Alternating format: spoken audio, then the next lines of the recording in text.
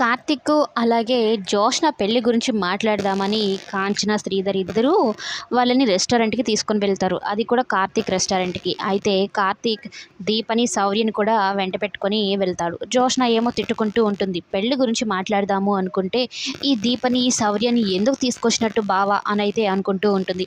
ఇంతలో శ్రీధర్‌కి ఒక పెద్ద షాకే ఎదురవుతుంది. అది కూడా ఏంటి అంటే శ్రీధర్ రెండో భార్య అలాగే కూతురు ఇద్దరు రెస్టారెంట్ దగ్గరికి వస్తూ ఉంటారు. అది కాస్త దీప చూసేస్తుంది. ఒకవేళ ఇప్పుడు వాళ్ళని చూస్తే కాంచన అమ్మగారికి నిజం తెలిసిపోతే తట్టుకోలేదు.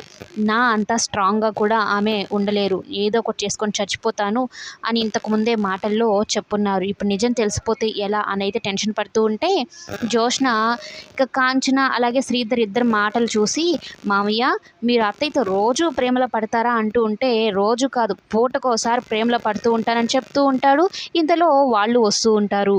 అందరూ నవ్వుకుంటూ ఉంటే ఇక దీప సైగలతో శ్రీధర్‌కి చెప్తుంది. శ్రీధర్ కాస్త ఆ రెండో భార్యని చూస్తాడు. ఇంకేముంది కథ ఒక్కసారిగా రివర్స్ అయిపోతూ ఉంటుంది. మరి ఏం జరగబోతుందనేది కమింగ్ ఎపిసోడ్స్‌లో చూద్దాం.